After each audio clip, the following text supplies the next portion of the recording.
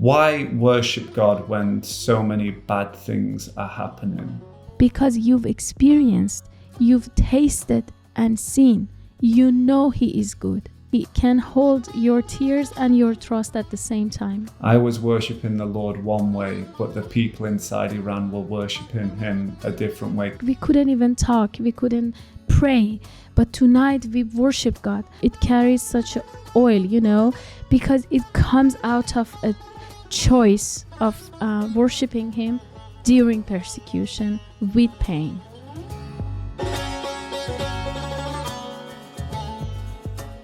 Welcome back to Jesus Speaks Farsi, and in this series we're talking about the church in Iran during the midst of this war that is going on. There's been a ceasefire right now, but there is still war in Iran. And today we are going to be talking about worship in the midst of war. What does that look like? And how is the church on the ground worshiping in Iran today? And for this episode, we've brought on Niloofar, she's been on the podcast before. If you want to hear her story, the title of that episode is My Key to Encountering God. And it's a really beautiful testimony of how Niloofar came to Christ and is worshiping. But Niloofar, welcome back to Jesus Speaks Farsi. It's nice to have you with us. Thank you so much, Joe. Hello to everyone. I'm so happy to be with you guys in this podcast. Great. And I just want to give everybody a quick recap. So we've all seen Iran in the news recently, the war going on, and we've been praying. Thank you so much for your prayers and your care for the Iranian church. It really is felt by the people on the ground. But I want to give us just a quick overview, because some of the things that have happened in Iran over the last 12 months, they feel like old news, but they're really important. So in the last 12 months, Iran's church has gone through persecution, severe persecution. We still have some of our leaders and people we know inside the prisons. It was only last June in the summer when Israel and America bombed Iran for the first time. And then towards the end of 2025, there was not total economic collapse, but a huge economic problem in Iran that led to mass protests across the whole nation at the end of 2025 into early January. And it was early January when these massacres happened, which again, it feels like old news, but it was only a few months ago that the Iranian government massacred an estimated 50 to 80,000 of their own citizens. And now the country is at war. So this has all taken place in the last 12 months. And in the last 12 months, we have not seen the church shrink back. But it sounds a bit cliche, but I think it is truly the reality of the church in Iran is that, like stars that shine brighter in the darkness, the church of Iran is shining and it is coming forth. So Niloofar, that's all happened in the last 12 months. So what have you been doing for the last 12 months? We know that you're a worship leader, but what do you do day by day with worship, interacting with people in Iran? As you said, there are many churches inside Iran which they've been amazing during these past massacres and the very bad situations during the previous war. But especially we have worship leaders inside Iran, which they actually lead inside the house churches.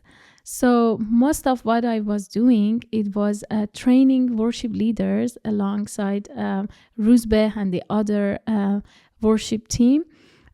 So one of my main concerns was to teach them, to mentor them, to help them, to equip them, to lead worship even with no instruments, even when they have lots of questions, even when they are not in a very certain future mindset, like they don't know what's going to happen tomorrow.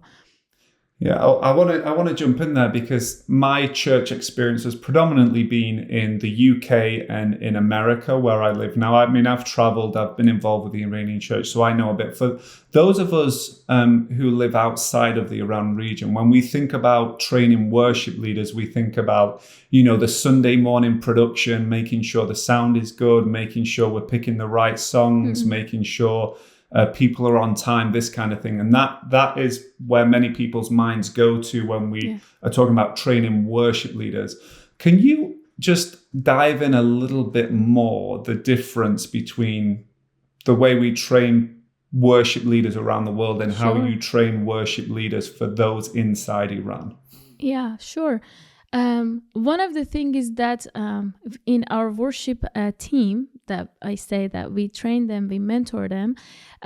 Many of us, we had this experience to lead worship inside Iran when we were in Iran. So I don't say most of the things, but some of the things are our own experiences. Yeah. How we dealt with uncertainty, how we dealt with persecution.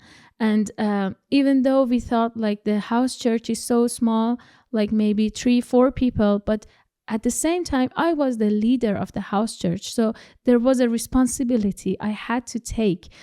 So one of the things is that we give them the vision, we give them the dreams, we give them the truth about what is being a worship leader in the middle of no equipment, when you don't have any equipment to lead worship, when you don't have keyboard, when you don't have guitar, what do you do? How you can lead people into worship, not just with instruments, and not just even by singing, but how the shape of your heart, the true mindset of worshiping the Lord can lead people actually.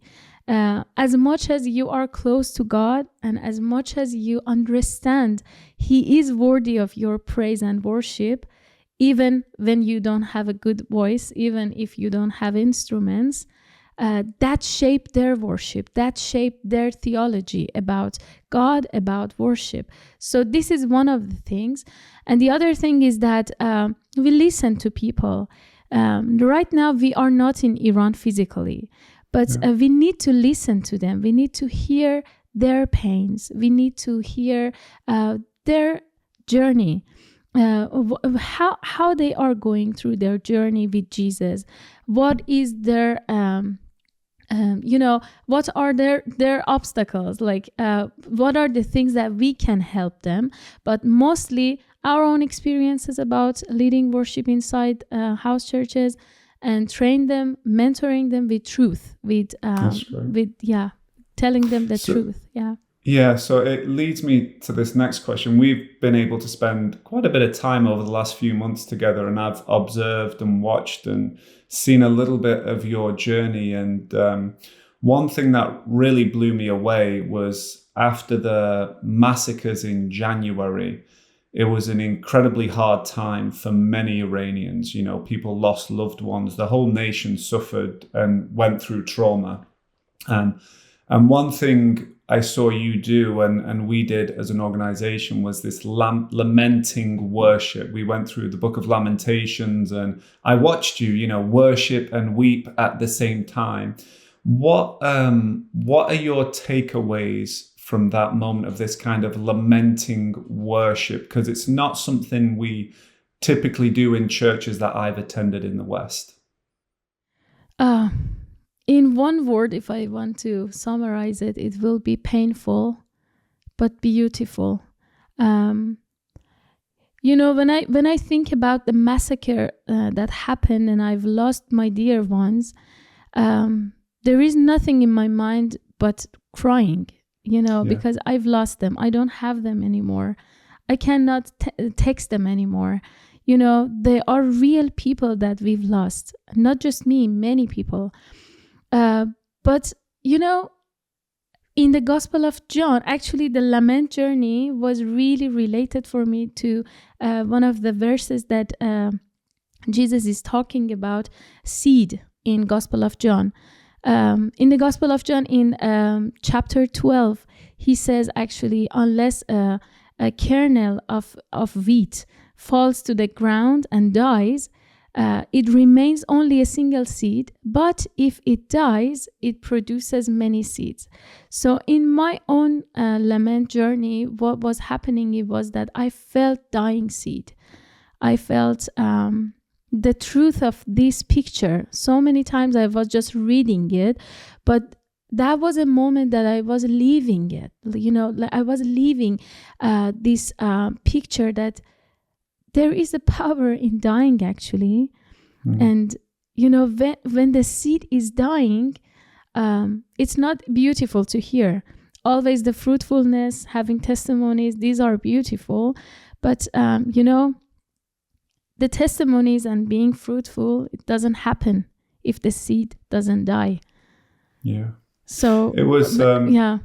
Go ahead. I was just going to say, so it was amazing actually for me because I've worked with the church in Iran for almost a decade now, and I love these people, but I didn't experience the same kind of lament as my Iranian brothers and sisters, because it happened in their own nation to their own people. And I lamented on that journey with you and watched you and joined in. But one of the things that truly amazed me was we didn't wait for the breakthrough and the rejoicing to come until you started to worship. The worship was in the midst of the suffering and the pain. And, I think about a lot of our listeners, they've not seen their own families and nation massacred, but they have suffering on their own level, whether it's health, relational, work. What are your takeaways from that season of lamenting worship, painful worship, that you would like to share with our listeners on how they can worship in the midst of their suffering?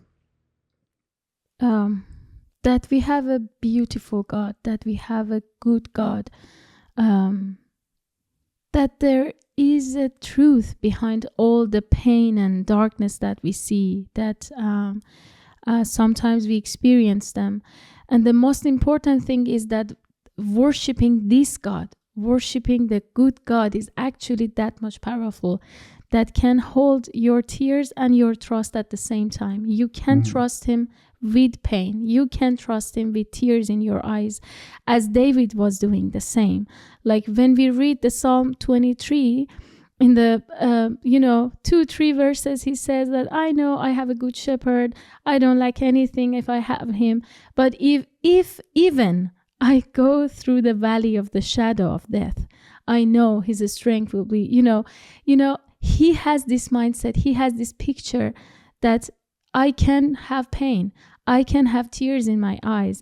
Even I can walk through my enemies, but with this understanding that he will provide me a table full of mercy, in front of the eyes of my enemies. So this is what I've learned, that I don't need to be ashamed of my pain, of my lament. I can be real, be truthful. And, this is the only chance we have on earth to praise him, to worship him with pain. Because, in heaven, there is no pain and there is no tears. So the only chance we get to praise him with pain and tears is on earth, is in the middle of suffering. Yeah, that's a beautiful thought to take this opportunity, because when we enter into eternal paradise, there won't be any need for trust or having to worship him through pain anymore. So let me play devil's advocate a little bit. So, I'm looking from the outside. I have friends, family members who would ask this question, the Iranian church has suffered so much. I know people who have spent a lot of time in prison. There's people in prison now. We've seen these massacres take place. Iran is at war again. It's being bombed. Why worship God when so many bad things are happening in Iran? Why turn to Jesus? Why should we sing songs to a God who lets all these bad things happen? I don't want to pretend that I have all the answers, honestly. I have my own journey, and you saw me during the Lament journey. I was crying the loudest. But one of the things that I can think of, that I've learned, I saw the Iranian church, again, I want to refer to David. When you read the Psalm 88, the whole psalm is about nagging, and David is, non-stop saying that I don't see any hope, there is just darkness. And he finished actually the psalm with that. I don't see any hope, there is just darkness. So if this verse is in the Bible, and if the Bible is the book of the stories of God with his own people, it means I have my own verse, my own journey with God in the Bible, in my daily routine day, praising and worshiping God, even though you are going through persecution, you're in the prison and they've beating you and they take your child, they kill them. Even if these things happens, even these all darkness happening, but you are praising him and worshiping him, not because of what you see, because you've experienced, you've tasted and seen, you know he is good. And this is your choice. He gives you choice, he gives you this choice to worship him with your what we call it, unsure, when you're uncertain. He give you this chance to worship him when you're uncertain. Actually this is amazing, that when there is no pain, you don't need to choose worshiping God. You feel it and you will worship him. But when there is pain and persecution, you have to choose. And because you choose to worship him, because you know he's good, you know it, you've tasted it, you've seen it in good days. So he is the same. The situation being changed. He doesn't change. He says, I am who I am, So that's the thing. In the hard days, you have to choose to worship him. You have to choose him again and again and again. So because you have to choose him, it's a sacrifice. It's not easy, but it's pure. It's full of oil, and it carries a fire with it. That's why I love the churches in Iran. I love the Iranian church. It carries such a fire. It carries such a oil, because it comes out of a choice of worshiping him during persecution with pain. It really is quite incredible. It reminded me, one of the best pieces of marriage advice I was ever given was, you love your wife when you feel like it, and you love your wife when you don't feel like it. And it's kind of like the relationship with the Lord is, we worship him when we feel like it, and we worship him when we don't, because we love him. But I want to take us back, because I remember we walked through the massacres, the lamentations, and then about a month later, this was February earlier this year, I was on a call with you, and it actually blew me away. After we were just chatting about some things, and you said a few things on that call that just stuck with me and have really, really inspired me. And so it was after you'd had a conversation with one of your worship leaders inside Iran. And so it'd been a very difficult time. Again, just to remind people, we'd seen horrific things happen in Iran. We are friends and family with the people who had suffered these things. And you had a conversation. So tell our audience about that conversation you had and how it affected you and changed you once you spoke to that worship leader in Iran. Yeah. One of our worship leaders, her name is Bahar, and I love her. I love her passion for God, for worshiping him. I was talking to her after 16 days that the internet was shut down. She randomly called me and she said, I found a VPN. I could write message to you. And she sent me a voice message. But before this voice message, she wrote this message. She said that, Niloofar, in these days, I've done nothing but worship God in my room in the massacre time, through tears and the songs I've lifted to heaven. I've never worshiped God like this before. It blew me away, really. I was thinking, if I was in Iran, I don't know even if I could concentrate and, keep singing and worshiping God in my own room when I hear the shouts, the killing is happening. And it was amazing. She sent me her voice message, and in the whole song she was singing, the only thing she was saying, it was that, God, raise up for me. Do something for me. I know that you're a good father. I will trust in you. Raise up for me. And I loved it. I just was reminded of David. I'm sure if David physically was on earth, seriously, he was doing the same in the middle of this war and this massacre was happening. Yeah.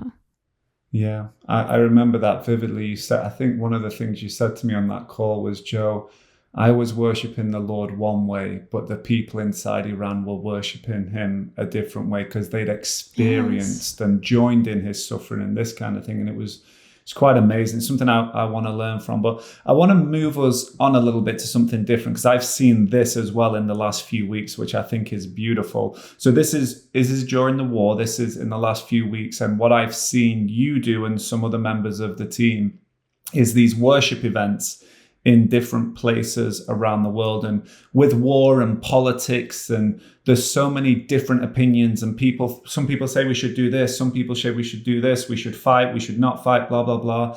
And the discussions go on. But what I've seen the worship do amongst Iranians outside of Iran that you've been a part of is bring a unity, even amongst Christians that disagree. Can you talk a little bit about those events and how the worship has brought unity? Sure. If I want to go very, very back, I have to just make it very short for our listeners to know that there is an Iranian man who had a vision about how God will unite Iranian churches, and this unity impact Iran church. And it was so interesting when he shared this dream with us. He was saying that I was seeing in the vision that there were many worship leaders, they were singing songs, and especially he said that I've heard in the dream that they were singing a specific song about there is the roar of the Lion of Judah. So this song is actually very famous among Farsi churches. This is one of Ruzbeh songs. Yeah. Which is talking about how the church will stand firm because the roar of Lion of Judah is going on and we hear it. So we didn't know back then when he shared this dream with us, there was no war going on and we had no idea about these things. Long story short, we came to, we talked with him and we set up a date for one of these worship nights. So everything was before the things that in the massacre in January happens. So we set the date and it was 31st January 2026. And exactly it was 2 weeks after the massacre happened. We had no idea before, but God, honestly, God knew what is happening. So it was amazing. We went there.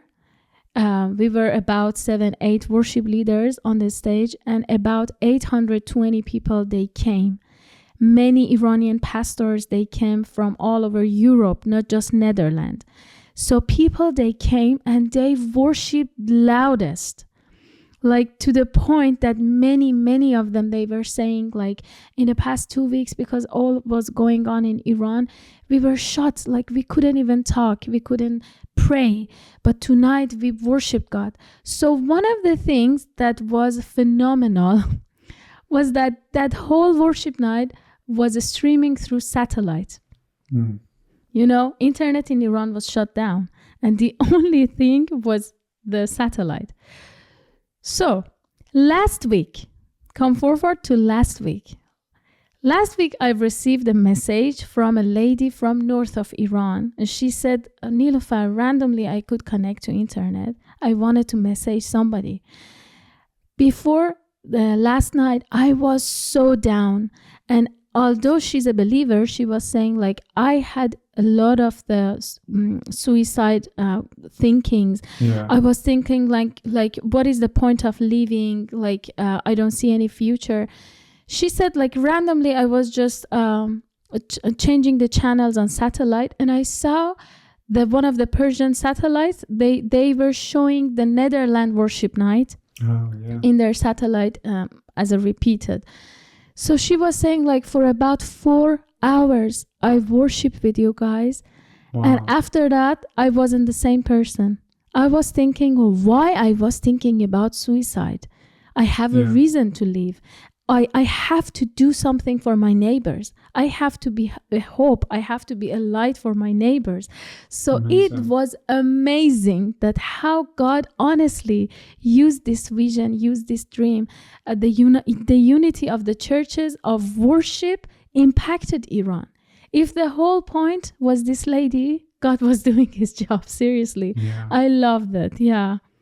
Amazing. And so the war, that happened before the war broke out, and you actually did another one in Canada after the war had started, right? Talk to me about that one a little bit, and how the unity, again, like when people come together, we sing the same songs, we sing the same words, and we could be from different church backgrounds or have different opinions, but talk about the unity. I've heard a few of you talk about how it brought people together. Yes, one of the things is that I feel like when worship is the big deal is worship, it doesn't matter which church you're from. Like all people, they know they are worshiping the one, So they came from different churches, from maybe 10 different churches. They came to Vancouver. We had the worship night. So again, with the same team, we went to one of the big churches, and about this time, about 450 people, they attend to this worship night, and they were worshiping God, honestly, with pain, with uncertainty, because still the internet is shut down. And many of them, they have no idea what's going on with their families, with their friends. They didn't hear anything. So, as soon as the worship was starting, they were worshiping, and after worship, we gave time to some pastors to come and pray over Iran people, over Iran prophecy, and pray for Iran. So many of them, after the night was finished, they were saying like, now we know, like we have to work together. We have to be united. We have to be one, because God is doing something that the unity is important for it. So I love that. Like the Netherlands worship night, the Vancouver worship night, the fruit of it was bringing unity.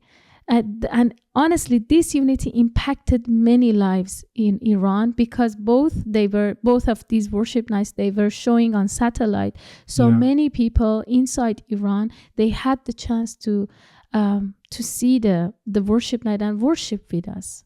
Yeah. Praise the Lord. So, Niloofar, I want to finish. This great story is really encouraging and just inspiring to, continue worshiping the Lord in the midst of our tears, in the midst of mystery and unknowing and unanswered prayers and questions. It's great to worship the Lord when we have the breakthroughs and we're rejoicing. That's great. But not all of life is fun. Some of it's difficult. And so I love the stories from Iran's church and what it teaches us. But as we are about to close this episode, I think about most of our listeners are not Iranians. We do have quite a few Iranian listeners, but most of them are not.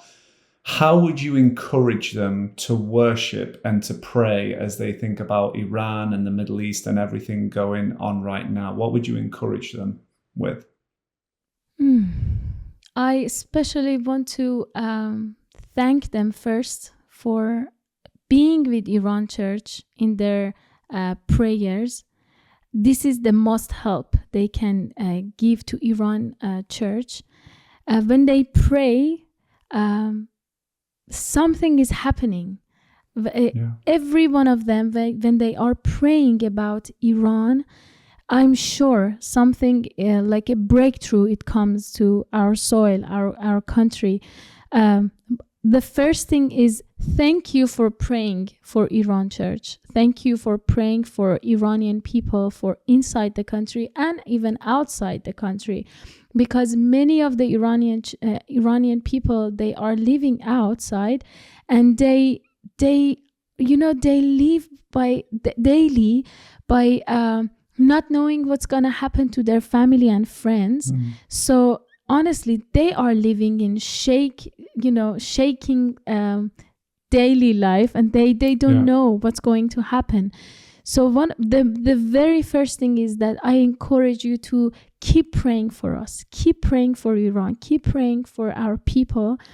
And I want to encourage you that anything that you hear from Iran Church, it doesn't mean that you don't experience God's deep, the deep level of oil and fire. It doesn't mean that you're not experiencing it. We are just sharing it, that we are experiencing it in our own journey, and we are sure that you have your own journey with God, and God loves you. God honor your journey, and He's walking beside you, and He knows wherever you go, wherever you stay, He blesses you. I just want to encourage you and ask you to please pray for the leaders, especially during this time. We need more wisdom. We need to hear from God, especially in these days that the news, the ups and downs are so, every minute you hear something. We need wisdom to walk by wisdom of God, not just news. So Amen. This is important. That's great. And thank you so much for that, Niloofar. And just to remind people, if you don't already know, we're updating our prayer app. Hopefully it'll be ready by the time this episode comes out, or a little bit later, but it's Iran 30 Prayer. You can look for it on any place you get your apps. Pray for Iran, the Iran 30 Prayer app. We want more and more people to join us in praying for Iran, not just for the next couple of weeks, but for the next months and years, and whatever happens to the Iranian church. And then hopefully we can put some links or something in the episode if you want to see some of those prayer worship services that Niloofar and the team have done, and you can worship along to the Farsi worship. We'll put some links. You can see them on YouTube, Time for Worship at Elam, or some other links we'll put in there. So please continue to join us in praying and worshiping as we join our Iranian brothers and sisters. Niloofar, thank you so much for taking the time to come and share with us. And I'm sure our listeners will be praying for you in your ministry at this time. Thank you. Thank you so much, Joe. And thank you, Jesus Speak Farsi podcast, for inviting me. It was an honor. Thank you, Niloofar. Bye. God bless you. Bye.